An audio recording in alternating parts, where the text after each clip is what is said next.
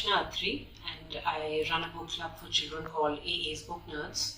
I set it up about 12 years ago, and working with children in various contexts and various spaces. When my husband passed away due to cancer, I just thought of taking that forward and setting up a reading space in his name in Children's Hospital, and that's what I'm doing here. It's called Addie's Corner. I've got books which are here. The children read them and quite enjoy them. This is how I began with my work here in the pediatric oncology section of the Children's Hospital.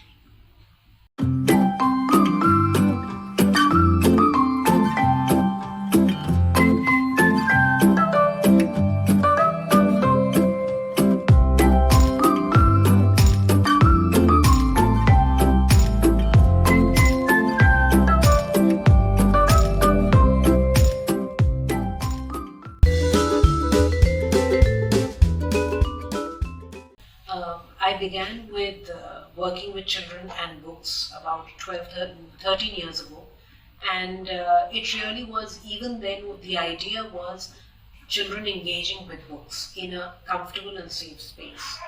And over a period of time I started looking at books as being more meaningful for the children, and books as taking them out into the world. So it wasn't just a process of reading, it wasn't just the letters and the images, but it was how those letters and images took them into the real world. And from there then, when I began with this reading space in the hospital here, again my idea was not for the children to look at the books as reading per se, but again books as, almost like bibliotherapy maybe. The healing, even if it was for just that 1.5 hours or 2 hours that I'm here, when a child is able to mentally get out of the hospital space and engage with the story that I'm narrating, the images that I'm showing them when I'm reading a book like Shaljam, and the children would engage with that story, and the caregivers would engage, and the staff would engage. So that's what inspires me. When I'm coming here and engaging with the people here, that inspires me to work with books that they can relate to and which bring them joy. And that really is holistic health. That really is healing for me. The reception I've received to this reading space has been very warm, very encouraging. So when I started with it, I had authors who would just connect with me and say, we are sending you copies of our books. And I said, please, I want only Hindi books.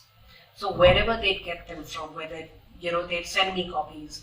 Then when it was 75 years of India's independence, I connected with the doctor, Dr. Neeta, who heads this facility, and I said, we'd like to do something. I'd like to have a lit fest on India's independence day.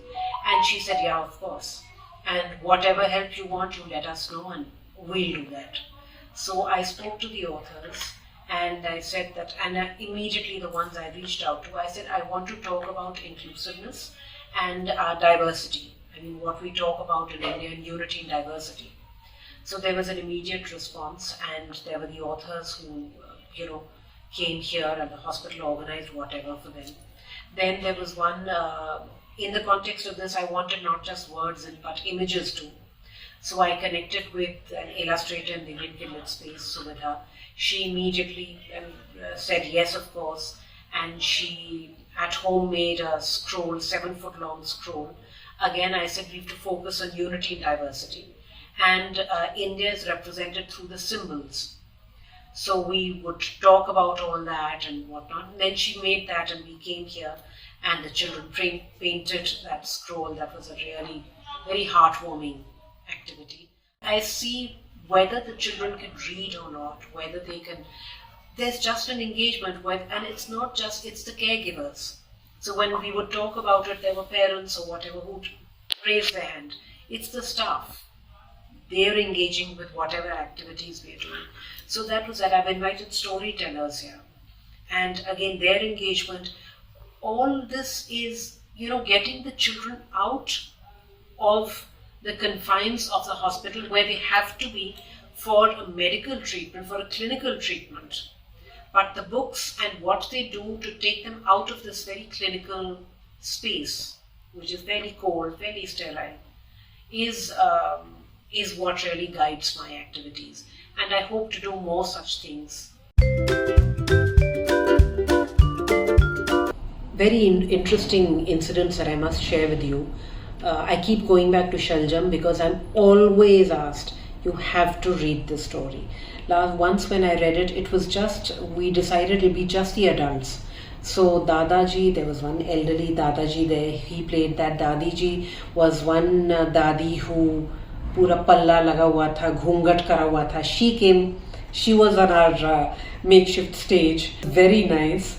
And so the family, the caregivers, their engagement is, they're just as involved. When we were doing the painting, there was a child who could not move her hand, but her father was painting for her. So the caregivers are just as involved, and they say that during the session, the read aloud, they feel much lighter also. Even with the hospital staff, they've started engaging. So Rekha ji will do a very impromptu, she'll join in and say, okay, what should I do? So if I'm the Dadaji, she would, just wrap her dupatta around her head and make it into like a turban, not just wrapped around. Or when we were reading, there was a tongue twister, Raja Gopaggam Das, and the staff, there was Zeenat, there was Alina, they just came in to, start, there was a small competition. Can I do it? Can I do it? Who got it right? All the children and the parents who were sitting around, they were all doing the Gopaggam. So it's very heartening. And so these are the kind of instances when the books are being read. They're the cleaning staff of the hospital. Now they make it a point to come in and join in our, reading sessions. So it's just a very, if we talk about an ecosystem of readers in the hospital, they're all there. So in addition to taking them out of this clinical space and reading being a journey and the imagination, etc. I have seen in two specific cases I can cite where there was one child who just picked up a book, and I said, did you like this book? And she says, yeah. It was Soumya Rajendran's The Weightlifting Princess. And then I told Soumya this, and she immediately, I said, would you be able to write a note for her, because in a hospital space, this is how the outside world comes into them. So Soumya did that very sweetly, and she sent 6 of her books in Hindi for the child. And this child had stopped going to school because of the way the treatment was affecting her body. But when she got those books and I met her the next time, I said, did you take those books? She says, yeah, I'm going to take them to school and I'm going to show them to my teacher. And she did do that. And that was very, so while that's not my intention, I hadn't even thought of that. That is what happened. And then there was another child who was just sitting here and feeling very unwell. And I asked him, I said, are you going to school? He said, yes. I said, I'm in class 6, but now I'm not going. And I just opened Deepa Balsavar's Nani Chali Tehalne. And he was just so engaged with the story and reading out the name of the child, etc. Oh yes, right from the first session that I went for to now, always the children, there's such an active engagement with the process of reading and listening to the story. The first time also, I remember the first session, there was this child who my daughter was reading the true story of Bondapalli. And he immediately came and stood next to her and, held the book with her and was just so excited by the story, laughing over the various names and all that. Even at my sessions, I've always, there's a child who's come, I was reading a story, I forget which one, and while I was reading it, in the back of my mind, I just heard that there's a child laughing really loudly. And that's when I stopped and I looked at this child who Ivy hooked on to her cannula, and the staff later told me that she insisted on coming for the session because it just lightens her up and makes her feel so happy.